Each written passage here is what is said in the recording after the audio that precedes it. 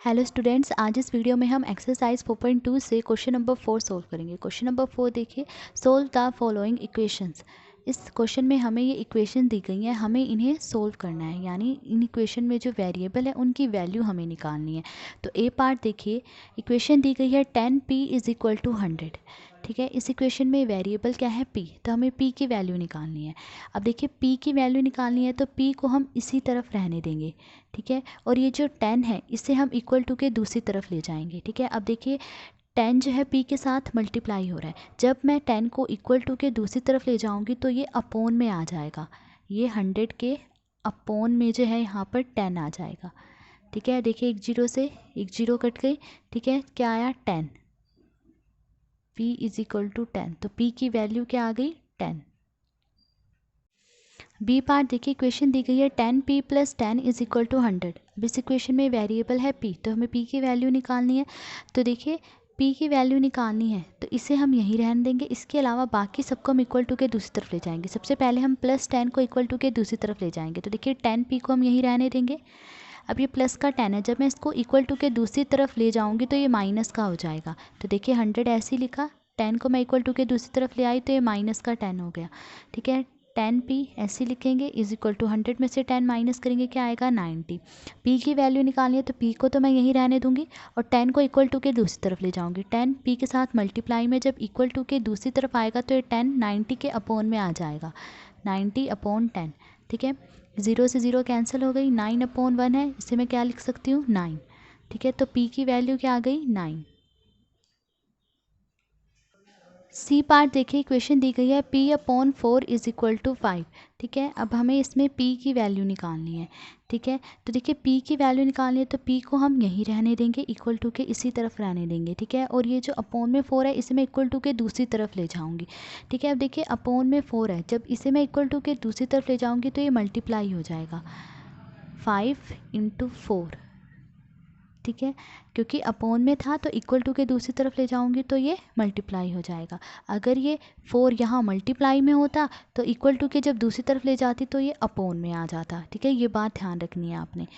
तो p की value क्या आ गई, देखिए p इज इक्वल टू 5 को 4 से मल्टीप्लाई करा, 5 4 ज़ा 20, p की वैल्यू आई 20।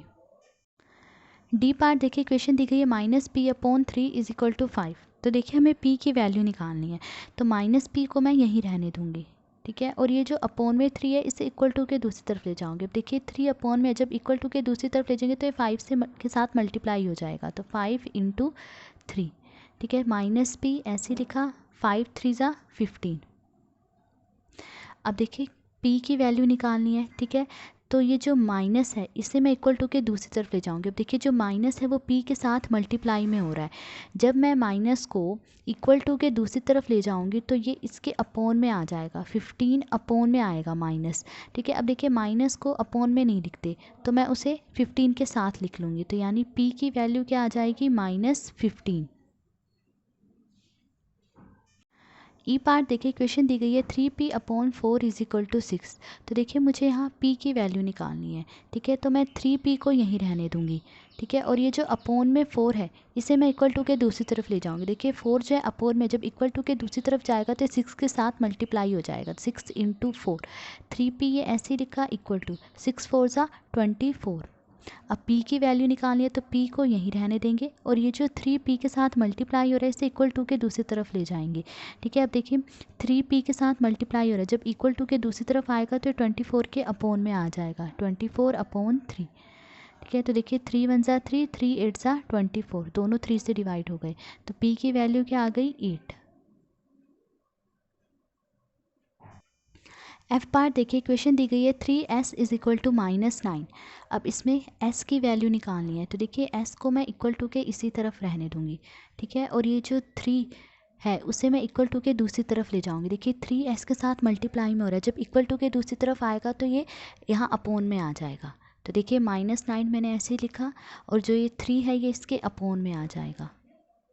ठीक है, अब देखिए दोनों 3 से डिवाइड हो रहे हैं, 3 1 ज़ा 3, 3 3 ज़ा 9। ठीक है, तो s की वैल्यू क्या आई -3।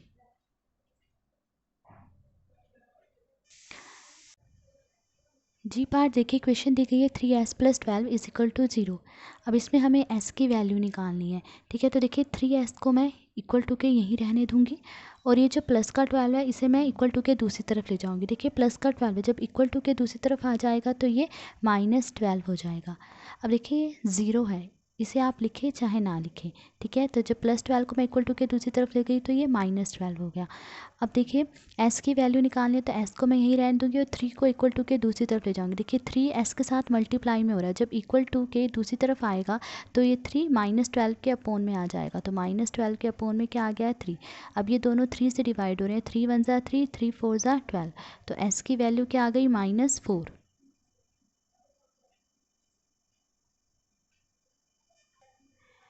एच पार्ट देखिए क्वेश्चन दी गई है 3s = 0। अब इसमें हमें s की वैल्यू निकालनी है तो s को मैं इक्वल टू के इसी तरफ रहने दूंगी और 3 को इक्वल टू के दूसरी तरफ ले जाऊंगी। अब देखिए 3 जो है s के साथ मल्टीप्लाई हो रहा है। ठीक है, जब मैं 3 को इक्वल टू के दूसरी तरफ लाऊंगी तो ये 0 के अपोन में आ जाएगा। 0 के अपोन में क्या आ गया 3। ठीक है, देखिए 0 के अपोन में 3 का मतलब है कि 0 को 3 से डिवाइड कर रहे हैं। अब देखिए 0 को आप किसी भी नंबर से डिवाइड कीजिए 0 ही आता है। तो यानी s की वैल्यू क्या आई 0। आई पार्ट देखिए क्वेश्चन दी गई है 2q = 6। इसमें देखिए अब हमें q की वैल्यू निकालनी है तो q को मैं इक्वल टू के इसी तरफ लेने रहने दूंगी और ये जो 2 है उसे इक्वल टू के दूसरी तरफ ले जाऊंगी। देखिए 2 जो है q के साथ मल्टीप्लाई हो रहा है, जब मैं 2 को इक्वल टू के दूसरी तरफ ले जाऊंगी तो ये 6 के अपोन में आ जाएगा। तो 6 के अपोन में क्या आ जाएगा 2।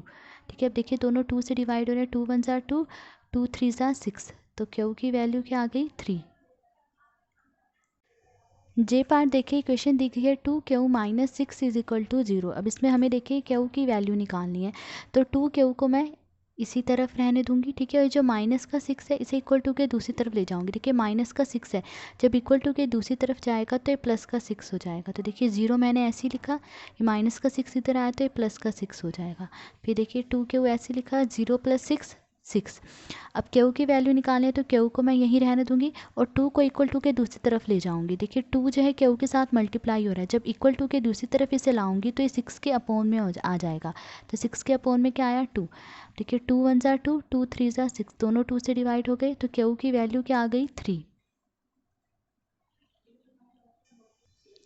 के पार्ट देखिए इक्वेशन दी गई है 2q + 6 = 0। इसमें हमें q की वैल्यू निकालनी है तो देखिए 2q को मैं यहीं रहने दूंगी, प्लस का 6 है इसे इक्वल टू के दूसरी तरफ ले जाऊंगी। देखिए प्लस का 6 है, जब इक्वल टू के दूसरी तरफ आएगा तो ये -6 हो जाएगा। तो 0 मैंने ऐसे ही लिखा, प्लस के 6 को इक्वल टू के यहाँ ले आई तो क्या हो गया ये -6 हो गया।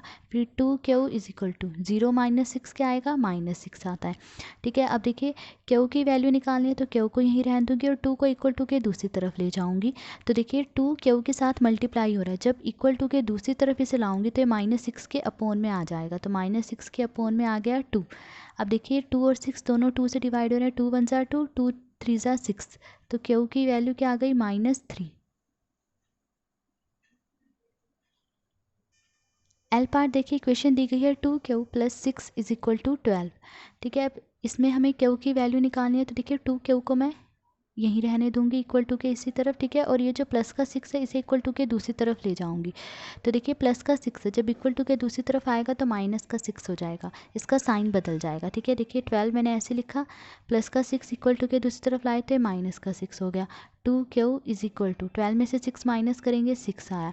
अब q की वैल्यू निकालें तो q को मैं यहीं रहने दूंगी और 2 देखिए q के साथ मल्टीप्लाई में हो रहा है, तो मैं 2 को जब इक्वल टू के दूसरी तरफ ले जाऊंगी तो ये 6 के अपोन में आ जाएगा। तो 6 के अपोन में आ गया 2। अब ये दोनों 2 से डिवाइड हो रहे हैं, 2 × 1 = 2, 2 × 3 = 6। तो q की वैल्यू क्या आ गई 3। तो आज इस वीडियो में हमने क्वेश्चन नंबर 4 सोल्व करा। अगर आपको वीडियो पसंद आई हो तो please like, share and subscribe. Thank you.